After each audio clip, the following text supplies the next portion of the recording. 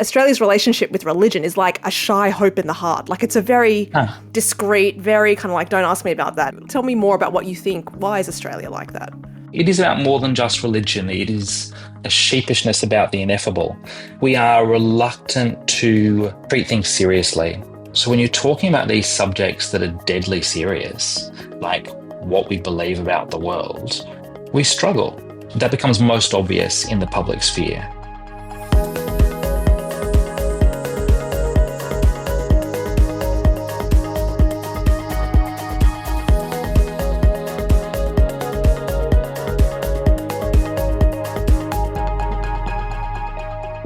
This is Life and Faith, a podcast where we seek to elevate the conversation about the things that matter, or should matter, deeply human questions about meaning, purpose, and hope. No matter what you believe, we hope you'll join us exploring the complexities, the struggles, and the joys of life and faith.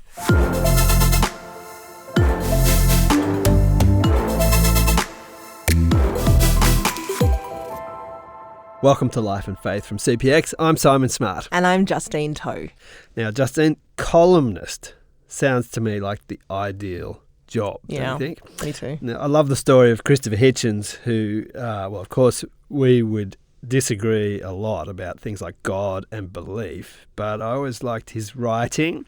And he was the type of guy who apparently could sit down at his typewriter, whiskey in hand, deadline in an hour, and he could smash out about 1,000 or 2,000 publishable words for Vanity Fair or something like that.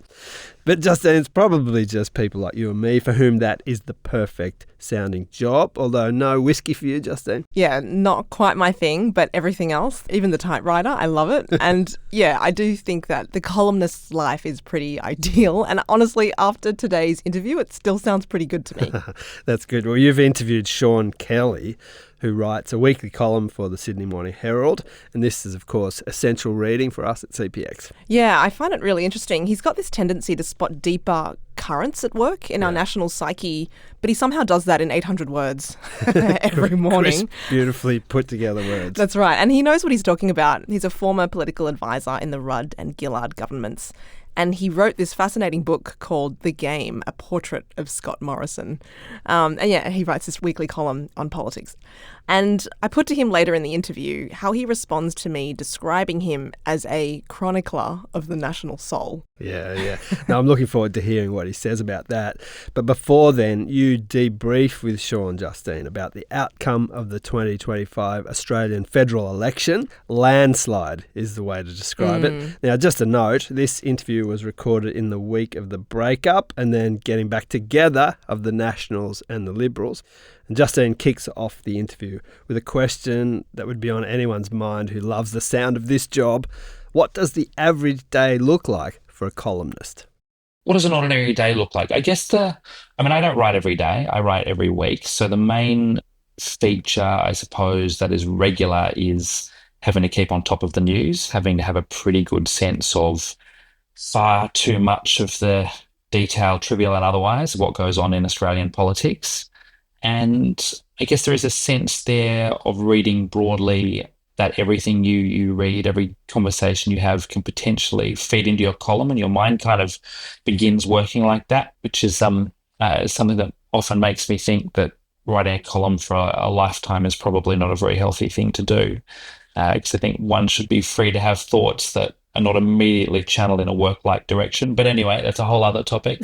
And then when I'm actually writing, I get up, I consume everything that's around in the papers, and then I hope that those thoughts start to coalesce into something resembling an article.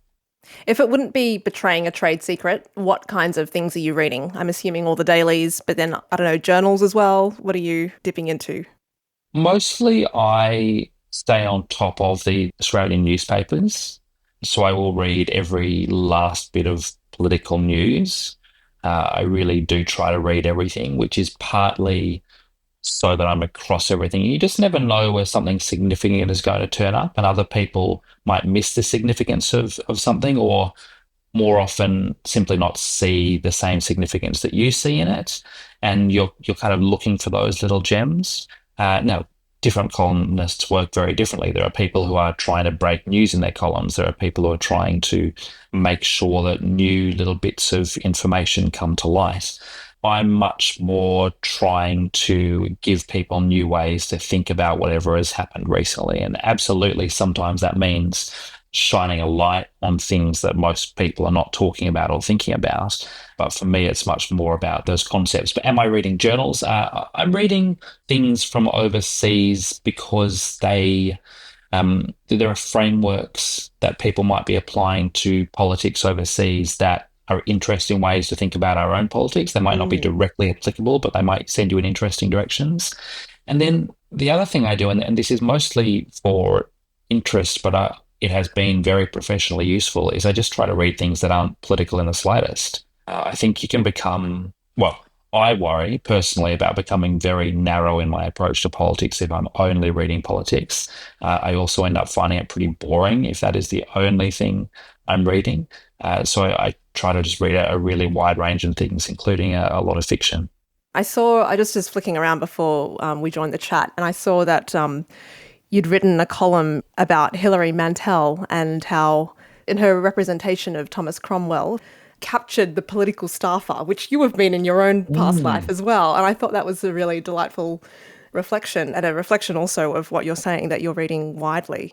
Yeah, absolutely. Because I think the thing about fiction is that it is trying to get at the question of what if, in a sense, or if things had happened this way, what does the world look like? If people thought this way, what does the world look like? In a sense, you can think of all fiction as a form of science fiction. I think I have a feeling I'm poaching that from the critic James Wood. I think what that means is fiction pushes you away from merely describing what is in front of you.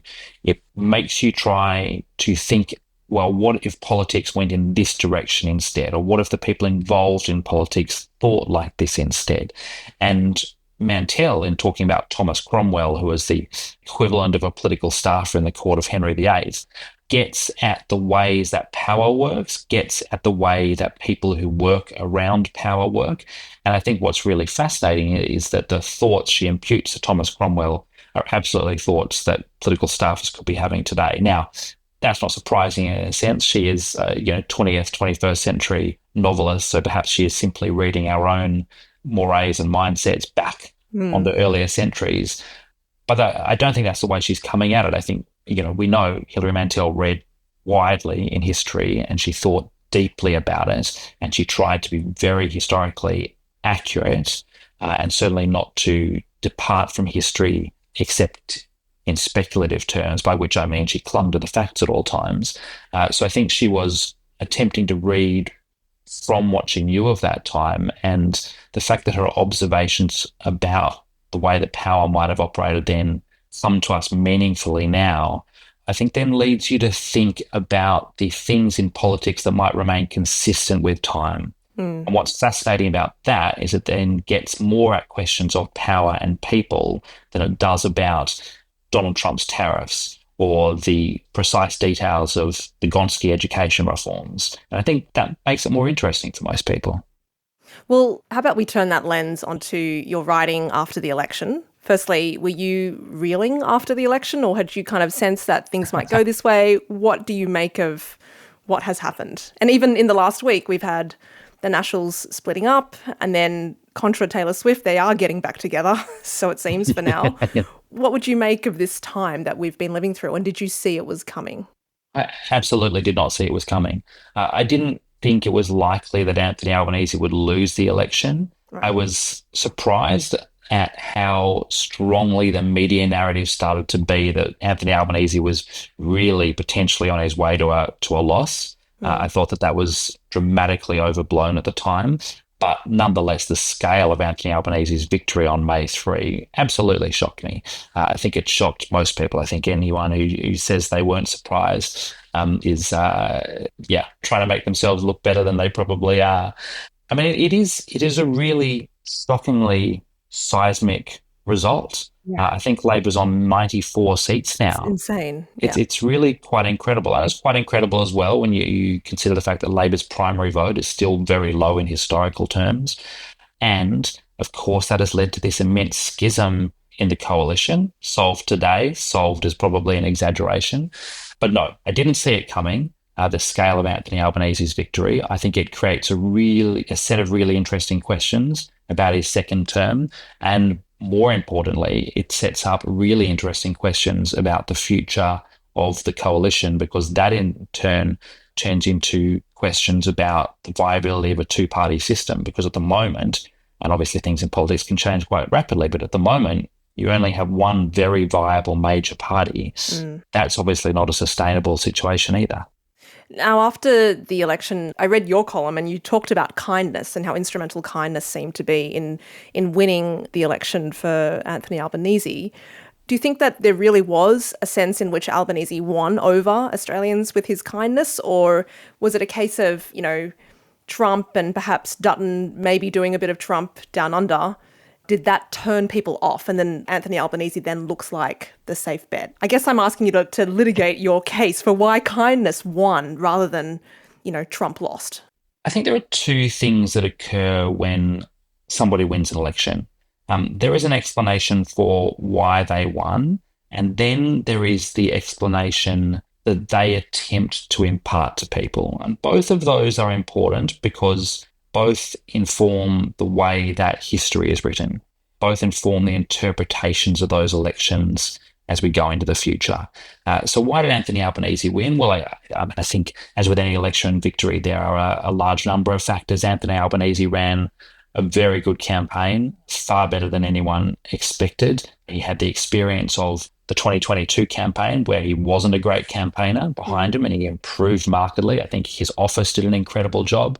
I think Peter Dutton ran an absolutely terrible campaign, and I think that comes back to severe structural problems in the Liberal Party. I think that they dramatically overstated the importance of unity. That meant that there weren't proper debates about policy at any point. It meant that Peter Dutton clung to policies which would satisfy the diversity of views in his party room and in the coalition. And that meant having policies that were very light on detail. And I think that meant that the Liberal Party kind of coasted to the start of the election without ever really getting their ducks in a row. And that left them very, very exposed. So all of those things were factors. But then I think this massive, massive, massive thing happened, which is that Donald Trump decided to actually follow through on his word. So there had been this kind of myth that Donald Trump said things and then didn't follow through on them. He was a kind of comical figure, and then suddenly he started to do all of the things that he'd always threatened to do. There was this horrible meeting between him and JD Vance and Zelensky in the Oval Office, and then after that there were the tariffs. Now these were massive events, not just in the Australian national imagination, but in the global imagination. And I don't know about your experience, Justine, but I found in those weeks they were all anybody was talking about. Even if it was only to say, gee, how about Trump? Everybody would want to say something. And I can't remember the last time that a topic has dominated that extensively. So of course that's going to have an impact on the Australian election campaign. Of course that's going to flow through. And I think the way that flowed through was to really impress upon Australians the value of stability. Now that helps an incumbent government, but then I think it also helped Labor in two ways. One is that they were a left-wing government or a centre-left government, and Donald Trump suddenly looks like a threat to most of the people around the world, and he, of course, is on the right. So I think Labor benefits from that contrast. But the other thing is that Donald Trump is kind of chaotic, and everything he's doing is chaotic. And Anthony Albanese, for 3 years, has been very deliberately cultivating this image of a slow and steady, modest, reliable, no-nonsense government. Now, it's not a particularly exciting government and has copped a lot of criticism for that, for a perceived lack of boldness. But that image, I think, came good for it at exactly the right time. And you can say that that's luck, and in some ways it absolutely is. But I think you also have to give Anthony Albanese some credit, because he established that tone partly as a response to what he saw as a really volatile political atmosphere around the world. He said very openly that he believed voters had conflict fatigue after the previous few years, Scott Morrison and before that. And I think that conflict fatigue wasn't just about Australia. I think it probably was about what we'd witnessed in America as well when Trump was president from 2017 onwards. So while he could not have contemplated the tariffs or the meeting with Zelensky, he did have a sense that the globe was getting pretty crazy. He set himself against that. And I think that long-term bet, which is what politicians do in politics, they make long-term bets, that long-term bet paid off for him. Justine here. This is Sean, the columnist, doing his thing, picking up on the details that escape the notice of anyone whose job isn't to keep on top of all the politics, day in, day out. What Anthony Albanese had to present was the sense that he was looking after people. And we know that in economic terms, progressive parties tend to do better if you ask voters the question, well, who is best at looking after the economy for you in your interests? Whereas conservatives do better if the question is simply who is better at looking after the economy. So there's already that, people have that sense of kindness wired into the way they think about the different parties, the left-wing parties and the right-wing parties. And I think Anthony Albanese did lean into that. And I do think that sense of kindness around Medicare, say, played a significant role in the victory. And one of the things that Anthony Albanese did to emphasise the contrast with Donald Trump and to try to connect Peter Dutton to Donald Trump was to really lead into the narrative around Medicare. And he would hold up his Medicare card, of course, and he began talking about Medicare as a particularly Australian policy. And it began to use phrases like, we will not copy the policies of America. We need Australian policies. And that was a subtle way of indicating a break with Donald Trump without shouting it from the rooftops, which you can't really do as an Australian Prime Minister because, of course, we're still in alliance with the United States. He would have been accused of irresponsibility if he'd done that. So it was a subtle way of doing that. But as the campaign went on, and he obviously had some success in using that line, he started to build on it and build on it and build on it. He started to talk about the Australian way and more and more and more until on election night, he led his election night victory speech by talking about doing things the Australian way. Now, what does that mean, doing things the Australian way? Well, he connected it to Medicare first and foremost. So I think you could say it's a social democratic framework. It's a sense of the safety net being foremost. And then as part of that lead into his speech, talking about the Australian way, he mentioned very directly kindness. He also used a phrase talking about looking after each other. And so you can see him starting to put together a narrative where doing things the Australian way is to do things with kindness. It is to look after each other. I said before that there are two narratives. There's the narrative that is based around facts and how a politician actually won an election. And then there's the narrative that the politician tries to put forward. And the narrative that Anthony Albanese, I think, is subtly putting forward is that he advanced this idea, he's used this phrase now, of progressive patriotism, is that kindness really was a factor in the victory and a factor in the way that Labor operates. And I think what he's trying to do there, and I think this is really interesting, is to reclaim the centre of Australian politics from the Conservatives. He's talked about becoming the natural party of government, and he's putting kindness at the centre of that. And he's trying to make that a quality for which his prime ministership is known. And he's also trying to remind Australians that that can be an important part of our national character. And that's interesting when you think about the phrases that politicians become associated with. So John Howard, of course, became famous for this phrase, relaxed and comfortable. I think he actually said comfortable or relaxed, but everybody said relaxed and comfortable. It sounded slightly better for some reason.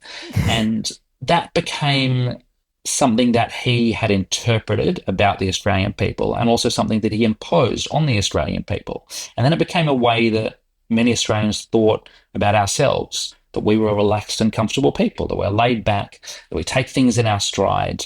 And I think Anthony Albanese, by talking about kindness in this way, is encouraging us to take up that mantle. And if we start thinking about ourselves that way, I mean, you can see this in a very cynical way that could benefit Labor, but I think you could also see it in a very generous way, which is to say he is encouraging us to think about the better angels of our nature and to prioritise that in the way we think about what governments should be doing. If Trump has created a bit of a vortex of chaos and people are fleeing to the centre, I think it's impressive that the slow and steady Albanese might be the man of the moment in the sense of how he can create a climate around him of a more generous public conversation. Absolutely. John Howard, a long time before he was Prime Minister, said that the Times would suit him. And you can see that as a kind of passive phrase, but as some observers remarked at the time, it was just as much about shaping those times. That is what really successful politicians end up doing. They interpret their times, they mold themselves to those times, they also impose themselves on those times and shape those times so that they suit the times and the times suit them. And I think that's exactly right. I think there is a sense that Albanese may have found his time. He may have arrived at just the right moment for a politician of his temperament. And to some extent, he anticipated that. To some extent, events have gone his way.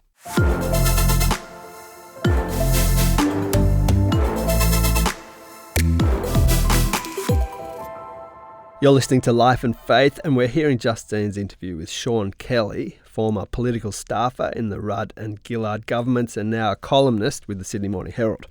Now, recently we've seen the Prime Minister Anthony Albanese meet the Pope, but also to take care to mention to the Australian public that his faith, that is Albanese's faith, doesn't cross over into his politics. Yeah, we talked about that around the table at CPX, and one of our writers, Barney Schwartz, later wrote about this for The Age, and he was saying that, honestly, politicians who are believers cannot help but bring that belief into how they do the job, right? Because it shapes their values and convictions.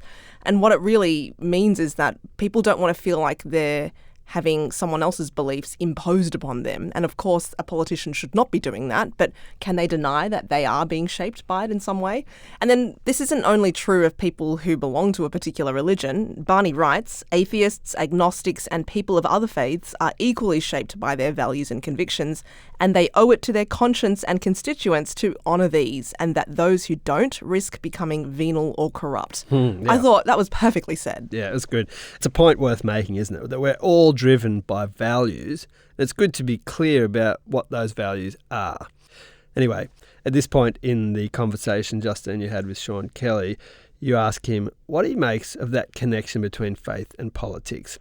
And we seem to have decided, in the mainstream at least, that there should be none.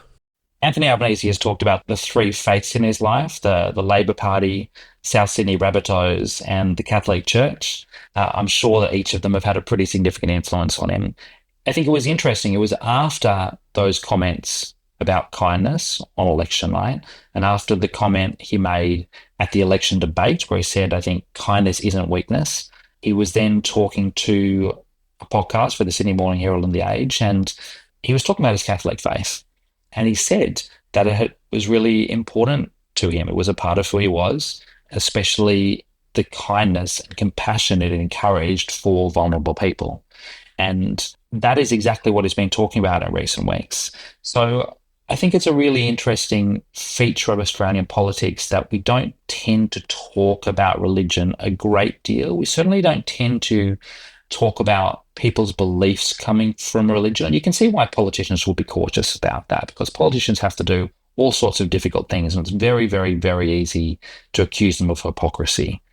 So I think it's really interesting for Anthony Albanese to be open about that, brief, but nonetheless open about that, if only because it should provoke us all to think about where politicians get their beliefs from. I think it's a really interesting question about politics in general, because I don't think that belief is something we talk often enough about. And I don't mean belief in a religious sense necessarily. I just mean, what do politicians actually believe? We sometimes furnish it as a criticism. We say, that bloke doesn't seem to believe very much. But I don't think we actually talk about what that means. So, I am encouraged at the idea that we might start to get into that topic a little bit more. I believe you have written a column where you talked about how Australia doesn't have a really strong relationship with the spiritual, or we don't really know what to do with it. And strangely enough, Hilary Mantel featured in this column as well, because you were talking about Helen Garner's encounter with angels, right? And that kind of was like, what? When she talked about it at the Sydney Writers' Festival. But then also Hilary Mantel had some kind of brush with something that was kind of the size of a toddler and felt really menacing behind her, which I was like, I was not expecting this in the paper today. But yeah, so talk to me about Australia, and Australia's relationship with religion is like a shy hope in the heart. Like it's a very discreet, very kind of like, don't ask me about that. And you've just said that we don't talk about it. So tell me more about what you think. Why are we like that? Why is Australia like that? Yeah, I mean, I think it is about more than just religion. It is a sheepishness. I use this phrase, and I can't remember anymore if I was quoting somebody, but a sheepishness about the ineffable. I think we are reluctant to treat things seriously. I think that's fundamentally what it comes down to. There's this irony or larrikinism in Australians, or at least in the way we think about ourselves and like to see ourselves. So when you're talking about these subjects that are deadly serious, like what we believe about the world, we struggle. We struggle to talk about them to each other. We might think about them. We might hold them as a shy hope in our heart. But I think we're reluctant to articulate them. And I think that becomes most obvious in the public sphere. Our politicians very rarely talk in that very heartfelt way, I think. And, some of these things are very difficult to talk about. It is one thing to hear Hilary Mantel talk or write about something malicious the size of a toddler that she felt when she was 7 years old, and to hear Helen Garner talk about the presence of something strong, forceful, what she described as the mighty force behind her in moments of great difficulty in her life. Quite another, I think, if a politician said these things. We give writers a license that we wouldn't give to politicians. Now, it's not just true in Australia, but I wonder if it is particularly true in Australia. And I made the connection in that article to the way we think about the arts as well. I don't think we're particularly good at talking about the arts in this country, at treating the arts with the seriousness with which it should be treated. And again, I think it's the same thing. I think we struggle to believe that we should take ourselves seriously. And perhaps there's something, I haven't thought about this before, but perhaps there's a doubt we have about our own self-worth, that we don't deserve to be taken seriously somehow. That's interesting. Maybe that comes back to convict times. I'm not really sure. See, in your answer just there, you're doing what you do in a very Sean Kelly column. You're kind of like speaking at a level that's higher above the 24/7 daily headlines, but also deeper at the same time. Well, that's very kind, I think. No, I mean it as a compliment. I see your columns as taking the national temperature, I suppose, of the country. But I wonder if I described your job as chronicling the national soul, I wonder how that language sits with you. And the fact that you laughed is not encouraging. Oh no! Look, it's the same thing. I'm doing the same thing. I'm refusing to take myself seriously. That's a laugh out of pure self-consciousness. Look, I guess that is a reasonable description of what I'm trying to do, at least some of the time. And I guess that is because politics, when you really think about it, does come down to the question of a national soul. Not all of it. There's a lot of nuts and bolts. There's a lot of horse trading. There's lots of focus groups and polling and acts of bastardry. But, some of it is about attempting to divine what the great mass of Australians is thinking and feeling at any one time. And while, of course, not everybody's in the same mood about the same things on the same day, I also do tend to think moods kind of wash through an Australian population. And you can see that in boring old graphs, like whether people think Australia's heading in the wrong direction or the right direction, the way those graphs move over time. They show dramatic movements among the population. And so, I do find those things really interesting. A journalist made the point to me recently that we really undervalue vox pops in journalism. Everyone does vox pops, but they're not really taken seriously. There's a sense that we should only really pay attention to polling, to the supposed science behind polling. There is some science behind it. But he was saying to me, actually, vox pops, you talk to enough people, you really do get a sense of the way that people are feeling. The strength of that feeling is something that is sometimes difficult to pick up in more scientific instruments like polling. And that's just because we're humans. If you look somebody in the face and you're standing right next to them and you can read their body language, you can read things in their face, you can hear things in their voice, you can steer the conversation in certain directions.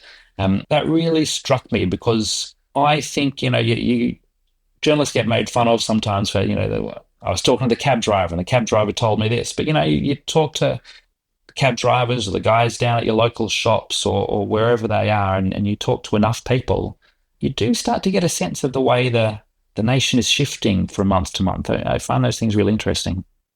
In 2021, Sean wrote a book on the image that Scott Morrison cultivated throughout his career in politics. It's called The Game, a Portrait of Scott Morrison. Now, right at the end of the book, Sean makes a comment about Australia more broadly that I thought was really astute. So I asked him to read that paragraph for us. This is the most important fact to understand about our country. We are always splitting ourselves in two, then turning away from the half that troubles us. John Howard did it when he said that pride must displace shame. Donald Horne did it when he said that the elites were complacent, but this had nothing to do with the people. This act of taking a thing known or very deeply felt about our country and attempting to slice it off points directly at the reason we do it. If the excise part was not a threat, there would be no need to excise. The truth is that these parts of ourselves are so strong that they threaten to overwhelm the rest, and this is why they need to go. Now, this is why I reckon Sean is a chronicler of the national soul. I tried to make the case to him that even if he doesn't see his own writing in those terms, there's an undeniably religious or moral undertone to his work. And if that's right, where does he think that comes from? I think that many of us in Australia were brought up in some form of Christian education. I had little spatterings of it. It was pretty haphazard. There were elements of Catholicism in my background and elements of the Uniting Church and elements of the Church of England. So there's definitely religion there, but I suspect what's going on there is as much about psychoanalysis and Freudianism and the sense of repression and the repressed returning elsewhere in a stronger form. I'm obviously not a psychoanalyst either, but I think that all of these attempts, the various religions, psychoanalysis, they're attempts at grand narratives, meta-narratives. They're attempts to interpret meaning from the many, many things that happen in the world and the things that happen in the human soul. And I think because, of course, humans are the base material in all of these different stories, of course, there is intense overlap between these explanatory mechanisms.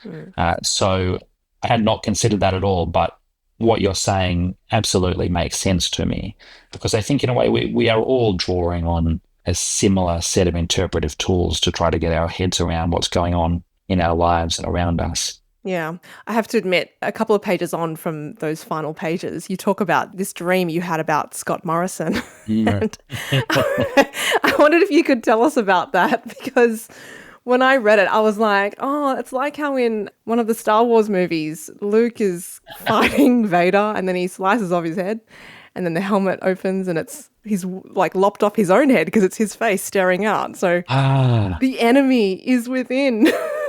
Yeah. Anyway, take us through that dream. Well, I'd had a friend of mine tell me that whenever he wrote about somebody in a book that he would end up dreaming about them. And I thought, that hasn't happened to me. I mustn't be sufficiently engaged with the subject of my book. And then suddenly I had this rush of dreams where I dreamed about ex-prime ministers, Kevin Rudd and Rudd Gillard, both of whom I'd worked for. And then I had a dream about Scott Morrison. And it was very strange because he was there and he was there in his baseball cap. And then about halfway through the dream, it kind of shifted. And what started to happen was people started to mistake me for Scott Morrison. And I realized that I was wearing a baseball hat and I had to take it off and say, look, I'm me, I'm not Scott Morrison. But if I was wearing it, everybody would think I was Scott Morrison. And other writers have observed that if you are writing biographically about somebody, if you are concentrating intensely on somebody, inevitably you put into your writing some sense of yourself. I think it was Janet Malcolm who says they become in your book who you most want to be and who you are most frightened of being. There is absolutely some truth in that for me. Scott Morrison is this supreme marketing man, became very good at manipulating the media.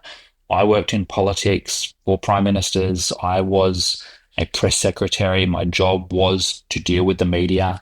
I think there is some part of me that, wished I was as good at this as Scott Morrison. There was some part of me that was terrified of the idea of being as good at it as Scott Morrison. So yeah, more psychoanalysis. Exactly, more psychoanalysis. Yeah. I don't want to take up too much more of your time, but I wondered, over your tenure, tell me how long you've been doing this column business and what has changed and what kinds of things have you seen from your particular perch, writing about Australia, writing about politics? What has changed over the time that you've been doing that? What has changed about Australia? No, so it's a really great and difficult question. Let me start with a more boring answer. The thing that has changed about politics, and it's still changing, is speed. Politics really sped up when I worked there. I think it was comparatively slow when John Howard left politics. It sped up under Kevin Rudd, which was partly Kevin's doing and partly the way the media cycle was changing. And the media cycle just kept speeding up and speeding up and speeding up, and social media came along. And I think we are just beginning to get a handle on how that can be slowed down for all of us. And Anthony Albanese has very deliberately attempted to slow down the way his government engages with media. And I think that has worked fairly well for him so far. So that is a really big set of shifts in quite a small space of time, really. How has Australia changed? I think the ways in which Australia has changed are only just becoming visible to us. We had coronavirus, and before that, contemporaneous with that, Donald Trump. And then we had inflation. And I think it has been a really, really, really draining time around the world and in Australia. And I think we are still very much being changed by that and working out the ways that society has changed. And there are things that might seem trivial to us right now, like the fact that people are more likely to stay home on a Friday or Saturday night, the fact that we get things delivered to us, the fact that people want to sit in front of Netflix and stream television far more than they were a few years ago. These things seem trivial. I think potentially they're quite significant in the way that they exacerbate trends that were already happening, like the way we separate ourselves from each other, the way that community has been shattered in various ways over decades.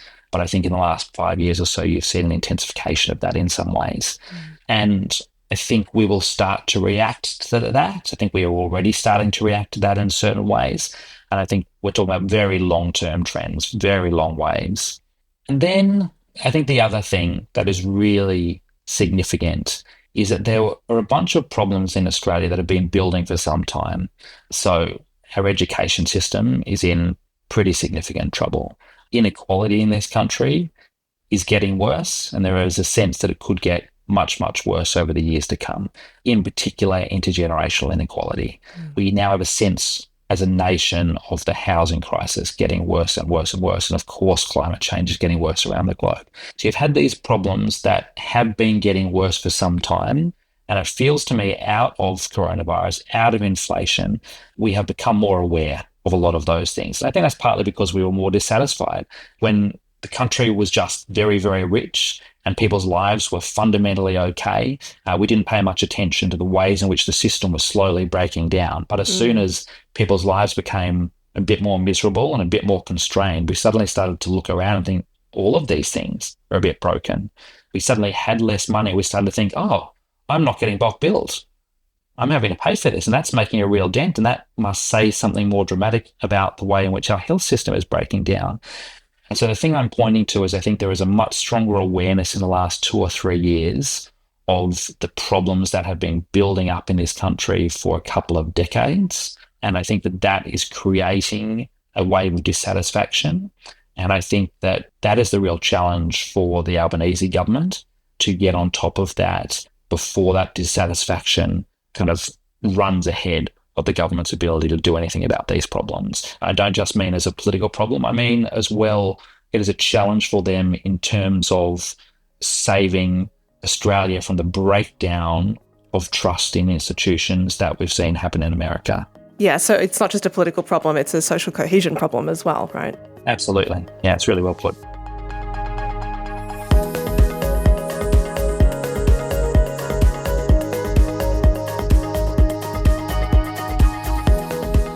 This has been Life and Faith with me, Simon Smart, and Justine Toe.